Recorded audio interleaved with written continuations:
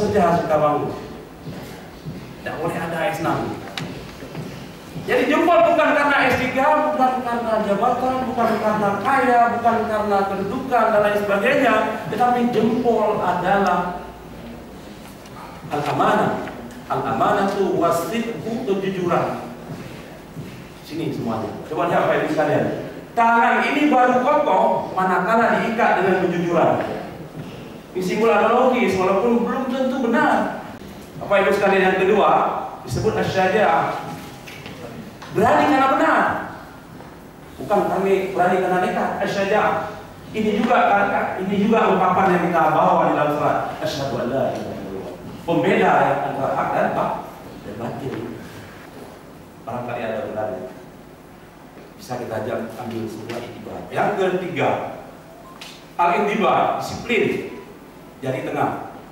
Coba lihat, jari tengah lebih tinggi dari rata-rata yang lain. Kalau begitu, disiplin harus lebih tinggi dari rata-rata yang lain. Yang berikutnya adalah disebut dengan an-nasyar. Gigih kata Imam. Gigih itu gigih, terampil, gigih, rajin, punya etos kerja, punya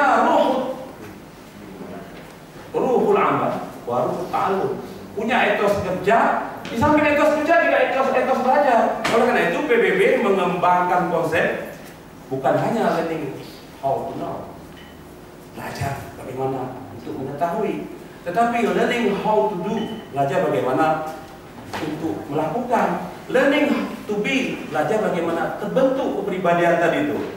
Kemudian learning how to live together, belajar bagaimana hidup bersama, dan yang paling penting adalah learning how to learn, belajar bagaimana belajar. Jadi bukan hanya bekerja tidak belajar, bekerja justru belajar.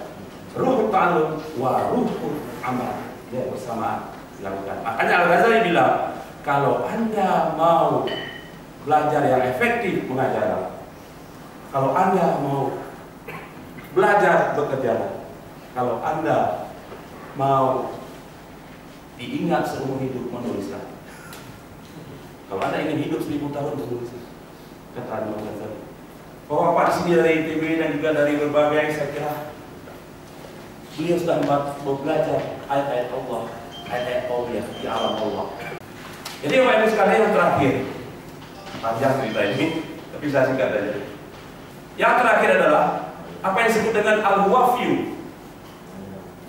setia, solidaritas, tasamuh, ada di sini. Maka orang selalu mengikat ini ikatan.